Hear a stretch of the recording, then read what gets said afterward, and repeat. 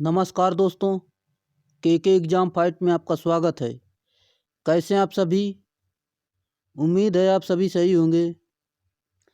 चलिए दोस्तों, आज मैं यूथ कंपटीशन के बुक से सोल्डरिंग एंड डीसी थ्योरी से कुछ महत्वपूर्ण प्रश्न लेकर आया हूँ, जो कि ये आपके ITI लेवल के किसी भी एग्ज़ाम के लिए अति महत्वपूर्ण प्रश्न हैं।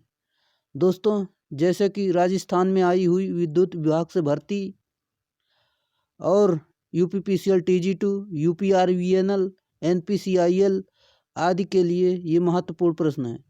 चलिए दोस्तों, इन प्रश्न को शुरू करते हैं। विद्युत आवेशों के बीच बल के लिए कूलाम नियम किसके समान होता है?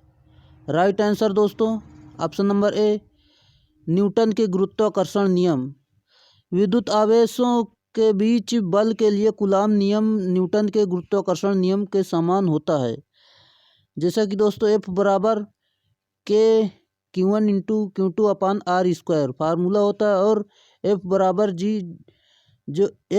G M1 इंटू M2 अपान R स्क्वायर फार्मूला होता है न्यूटन में। F का मात्रक न्यूटन है, यानी बल का मात्रक। चलिए अगला प्रश्न। 1/3 ओम के 3 प्रतिरोध को श्रेणी क्रम में उपयोग करते हुए समतुल्य प्रतिरोध क्या होगा?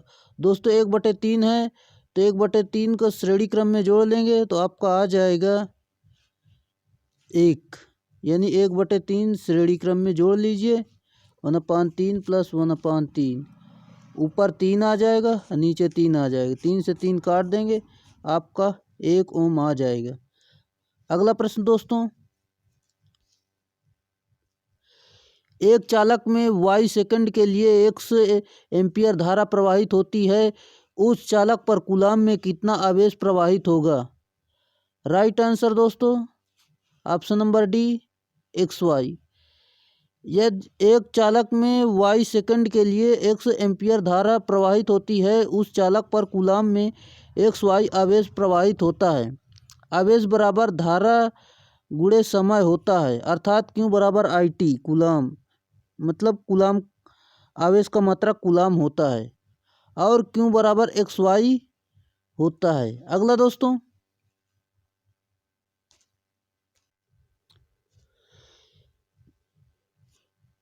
एक तार जिसका प्रतिरोध 24 ओम है, एक वृत्तीय अंगूठी के रूप में मोड़ दिया गया है, तो उस वृत्त की परिधि पर स्थित किसी व्यास के सिरों के बीच प्रभावी प्रतिरोध होगा?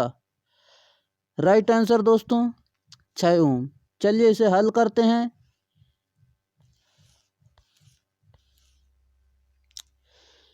गोल मोड़ने के बाद व्यास के 2 टुकड़े के बीच प्रतिरोध अब 24 ओम 2 भाग में बढ़ जाएगा तथा समांतर क्रम में हो जाएगा। फलस्वरूप समतुल्य प्रतिरोध R इक्विवेलेंट बराबर, यानी समांतर क्रम में जोड़ लेंगे 12, यानी 24 है, 2 भाग में बढ़ जाएगा तो 12 आ जाएगा, मतलब जोड़ लेंगे समांतर क्रम में तो ऊपर 2 आ जाएगा, नीचे 12। इसे हल करेंगे तो आपका 6 ओम आ जाएगा, जो कि राइट आंसर है, सही उत्तर है। अगला प्रश्न दोस्तों, एक वोल्ट मापी जिसका प्रतिरोध 1000 ओम है 25 वोल्ट तक रीड कर सकता है, इससे 250 वोल्ट तक आप किस प्रकार रीड करेंगे? राइट आंसर दोस्तों, 9000 ओम श्रेणी के प्रतिरोध के प्रयोग से। दोस्तों प्रतिरोध दिया हुआ है 1000 ओम और वोल्टेज 25, और VM यानी वोल्टेज जो है 250 दिया है। चलिए निकालते हैं। M बराबर VM अपान V, 250 में 25 का भाग दे देंगे, आपका 10 आ जाएगा। RS बराबर RM माइनस M माइनस 1। दोस्तों RM का मान 1000 है, 1000 रख देंगे इस फार्मूले में, और M का मान 10 है और -1। दोस्तों इसके 9 आ जाएगा, 9 को 1000 में गुणा कर देंगे तो आपका 9000 सही उत्तर आ जाएगा। अगला प्रश्न दोस्तों, अच्छी प्रतिरोध कुंडलियाँ होती हैं? राइट आंसर दोस्तों, चांदी की। अच्छी प्रतिरोध कुंडलियाँ चांदी की होती हैं। ऐसी होती है जिसका प्रतिरोध सबसे कम होना चाहिए। चांदी का प्रतिरोध अन्य की तुलना में बहुत कम होता है। अगला प्रश्न दोस्तों, 100 वाट और 200 वोल्ट के बल्बों को 200 वोल्ट सप्लाई के साथ श्रेणी में जोड़ा गया है। बल्बों द्वारा खर्च की गई कुल पावर क्या होगी? वाट आपको बताना है। दोस्तों P1 बराबर 100 और P2 बराबर 100 दिया हुआ, 2 बल्ब दिए हुए 100 वाट के, और वोल्टेज दिया हुआ आपका 200 वोल्ट। तो दोस्तों R बराबर V²/P फार्मूला होता है। इस फार्मूले में आपने 200 का 2 V² होता है तो 200 का वर्ग कर देंगे तो 200/100 से भाग कर देंगे तो आपका 400 आ जाएगा।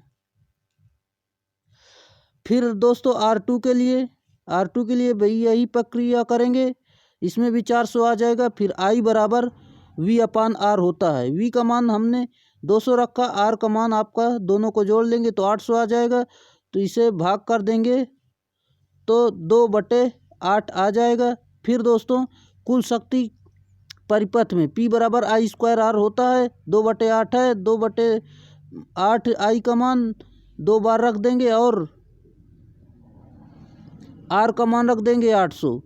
दोस्तों 2 × 2 4 हो जाएगा, 4 से 8 को काट देंगे 2 आ जाएगा, 8 दूनी 16, दोस्तों 8 से 8 काट देंगे 100 आ जाएगा, 100 को फिर 2 से काट देंगे, आपका 50 वाट सही उत्तर आ जाएगा।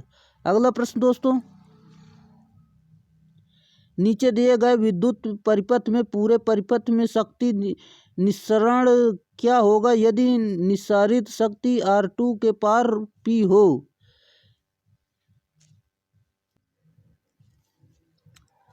दोस्तों R1 R2 दोनों को पहले श्रेणी क्रम में जोड़ लेंगे। श्रेणी क्रम में जोड़ने का फार्मूला होता है R1 + R2 R2 + R3। दोस्तों श्रेणी क्रम में जोड़ा तो R इक्वलेंट बराबर 4R1 आ गया, क्योंकि श्रेणी क्रम में संयोजित है इसलिए श्रेणी क्रम में जोड़ा।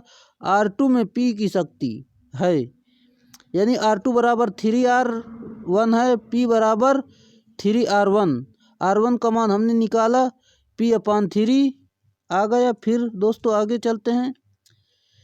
पूरी शक्ति टोटल पावर जो है P + P/3, फिर इसे हल करेंगे, एलसीएम लेंगे, 3P + P आ जाएगा।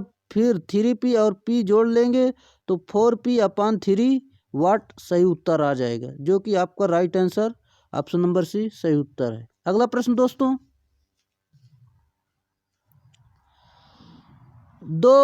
यदि 2 समान प्रतिरोधक एक बैटरी के जरिए श्रेणीबद्ध रूप से संयोजित किए जाते हैं तो उनके द्वारा उत्पन्न शक्ति 20 वाट है। यदि इन प्रतिरोधकों को इसी बैटरी के जरिए समांतर रूप में संयोजित किया जाए तो उत्पन्न शक्ति होगी। राइट आंसर दोस्तों 80 वाट। यदि 2 समान प्रतिरोधक एक बैटरी के जरिए श्रेणी में संयोजित किए जाते हैं तो उनके द्वारा उत्पन्न शक्ति 20 वाट है। यदि इन प्रतिरोधकों को इसी बैटरी के जरिए समांतर में संयोजित किया जाए तो उत्पन्न शक्ति 80 वाट होगी। दोस्तों फार्मूला रखेंगे इस सूत्र में, P1/P2 बराबर R2/R1। दोस्तों P1 का मान 20 दिया हुआ है, ये देखिए P1 का मान 20, P2 हमें निकालना है। बराबर में दोस्तों R2 का मान हमारा R/2 है और R1 का मान 2R है। दोस्तों इसे हल करेंगे तो आपका P2 बराबर 80 वाट आ जाएगा, जो कि ऑप्शन नंबर D में सही उत्तर दिया हुआ। अगला प्रश्न दोस्तों, निम्नलिखित कथनों में से कौन सा कथन सही है? कौन सही है? राइट आंसर दोस्तों ऑप्शन नंबर B, प्रतिरोध का सर्वदा अच्छी अग्रता रहता है।